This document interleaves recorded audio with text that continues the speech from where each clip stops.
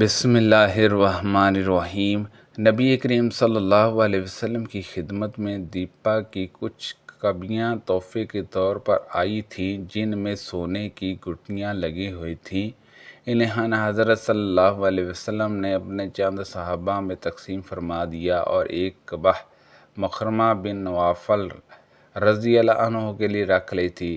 پھر مخرمہ رضی اللہ عنہ آئے اور ان کے ساتھ ان کے صاحبزادے مسعود بن مخرمہ رضی اللہ عنہ بھی تھے۔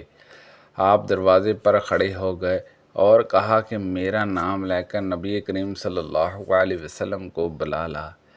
حضرت صلی اللہ علیہ وسلم نے ان کی آواز سنی تو کبہ لے کر باہر تشریف لائے اور ان کی گٹھیاں ان کے سامنے کر دیں۔ پھر فرمایا، ابو مسعود، یہ کعبہ میں نے تمہارے لیے چھپا کر رکھ لی تھی۔ ابو مسعود، یہ کعبہ میں نے تمہارے لیے چھپا کر رکھ لی تھی۔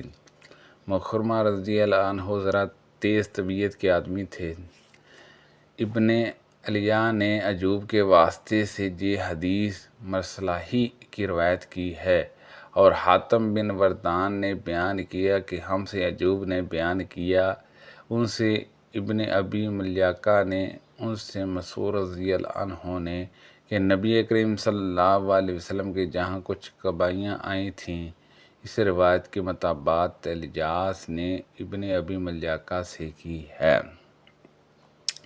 صحابہ انصاری کچھ کھجور کے درخت نبی کریم صلی اللہ علیہ وسلم کی خدمت میں بطور تحفہ دیا کرتے تھے، لیکن جب اللہ تعالیٰ نے بنو قریظہ اور بنو نجارہ کے قبائل پر فتح دی تو حضرت صلی اللہ علیہ وسلم اس کے بعد اس طرح کی ہدیہ واپس فرما دیا کرتے تھے۔ حضرت عثمان رضی اللہ عنہ بدر کی لڑائی میں شریک نہ ہو سکے تھے۔ ان کے نکاح میں رسول کریم صلی اللہ علیہ وسلم کی ایک صاحبزادی تھی اور وہ بیمار تھی۔ ان سے نبی کریم صلی اللہ علیہ وسلم نے فرمایا کہ تمہیں بھی اتنا ہی ثواب ملے گا جتنا بدر میں شریک ہونے والے کسی شخص کو، اور اتنا ہی حصہ بھی ملے گا۔ جب حزان کا وفد رسول کریم صلی اللہ علیہ وسلم کی خدمت میں حاضر ہوا اور اپنے مالوں اور قیدیوں کی واپسی کا سوال کیا تو حضرت صلی اللہ علیہ وسلم نے فرمایا کہ سچی بات مجھے سب سے زیادہ پسند ہے۔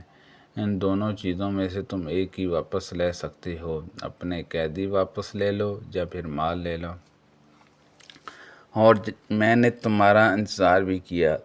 حضرت صلی اللہ علیہ وسلم نے تقریباً 10 دن تک طواف سے واپسی پر ان کا انتظار کیا، اور جب یہ بات واضح ان پر ہو گئی کہ حضرت صلی اللہ علیہ وسلم ان کی صرف ایک ہی چیز قیدی یا مال واپس کر سکتے ہیں تو انہوں نے کہا کہ ہم اپنے قیدی ہی واپس لینا چاہتے ہیں۔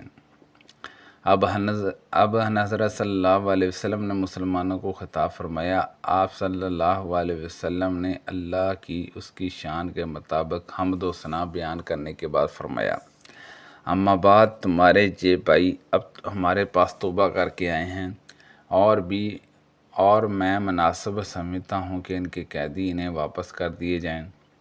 اس لیے جو شخص اپنی خوشی سے غنیمت کے اپنے حصے کے قیدی واپس کرنا چاہے وہ کر دے، اور جو شخص چاہتا ہو کہ اس کا حصہ باقی رہے اور ہمیں جب اس کے بعد سب سے پہلی غنیمت ملے تو اس میں سے اس کے حصے کی ادائیگی کر دی جائے تو وہ بھی اپنے قیدی واپس کر دے، اور جب ہمیں دوسرے غنیمت ملے گی تو اس کا حصہ ادا کر دیا جائے گا۔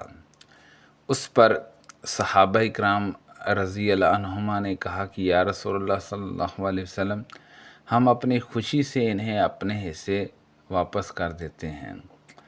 حضرت صلی اللہ علیہ وسلم نے فرمایا، لیکن ہمیں یہ معلوم نہ ہو سکا کہ کن لوگوں نے اپنی خوشی سے اجازت دی اور کن لوگوں نے نہیں دی ہے، اس لیے سب لوگ اپنے خیموں میں واپس چلے جائیں اور تمہارے سردار لوگ تمہاری بات ہمارے سامنے آ کر بیان کریں۔ سب لوگ واپس چلے گئے اور ان کے سرداروں نے اس مسئلے پر گفتگو کی اور پھر ان حضرت صلی اللہ علیہ وسلم کو آ کر خبر دی کہ سب لوگ خوشی سے اجازت دیتے ہیں۔ یہی وہ خبر ہے جو حسین کے قیدیوں کے سلسلے میں ہمیں معلوم ہوئی ہے۔ ہم ابو موسیٰ اشعری رضی اللہ عنہ کی مجلس میں حاضر تھے۔ کھانا لایا گیا اور وہاں مرغی کا ذکر ہونے لگا۔ بنی تمجامہ اللہ کے ایک آدمی سرخ رنگ والے وہاں موجود تھے۔ غالباً مولوی میں سے تھے۔ انہیں بھی ابو موسیٰ رضی اللہ عنہ نے کھانے پر بلایا۔ وہ کہنے لگے کہ میں نے مرغی کو گندی چیزیں کھاتے ایک مرتبہ دیکھا تھا تو مجھے بڑی نفرت ہوئی اور میں نے قسم کھا لی کہ اب کبھی مرغی کا گوشت نہ کھاؤں گا۔ حضرت ابو موسیٰ رضی اللہ عنہ نے کہا کہ قریب آ جاؤ، تمہاری قسم پر میں تم سے ایک حدیث اسی سلسلے کی بیان کرتا ہوں۔ قبیلہ اشعار کے چند لوگوں کو ساتھ لے کر میں نبی کریم صلی اللہ علیہ وسلم کی خدمت میں غزوہ تبوک کے لیے حاضر ہوئے اور سواری کی درخواست کی۔ ان حضرت صلی اللہ علیہ وسلم نے فرمایا، اللہ کی قسم میں تمہارے لیے سواری کا انتظام نہیں کر سکتا، کیونکہ میرے پاس کوئی ایسی چیز نہیں ہے جو تمہاری سواری کے کام آ سکے۔ پھر ان حضرت صلی اللہ علیہ وسلم کی خدمت میں غنیمت کے کچھ اونٹ آئے تو آپ صلی اللہ علیہ وسلم نے ہمارے متعلق دریافت فرمایا اور فرمایا کہ قبیلہ اشعار کے لوگ کہاں ہیں؟ چنانچہ آپ صلی اللہ علیہ وسلم نے 5 اونٹ ہمیں دیے جانے کا حکم صادر فرمایا۔ خوب موٹے، تازے اور فربا جب ہم چلنے لگے تو ہم نے آپس میں کہا کہ جو نامناسب طریقہ ہم نے اختیار کیا، اس سے ان حضرت صلی اللہ علیہ وسلم کی اس عطیے میں ہمارے لیے کوئی برکت نہیں ہو سکتی۔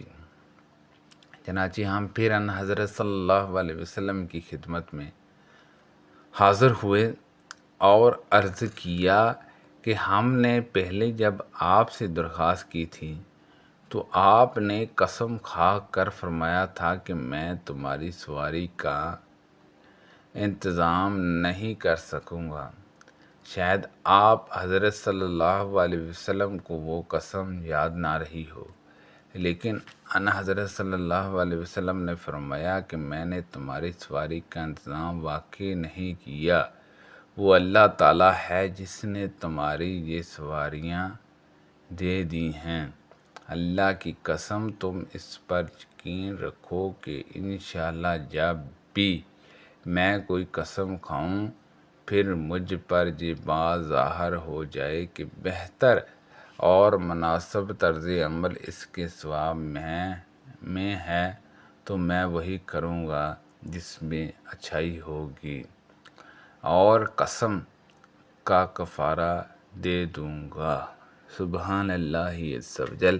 اللہ پاک سے دعا ہے کہ اللہ پاک ان حدیثوں پر عمل کرنے کی توفیق عطا فرمائے۔ اللہ پاک ہم سب کو صحت و تندرستی عطا فرمائے۔ صدقہ جاریہ سے دوسرے لوگوں تک زیادہ سے زیادہ شیئر کیجیے۔ آمین بجاہ النبی الامین صلی اللہ علیہ وسلم۔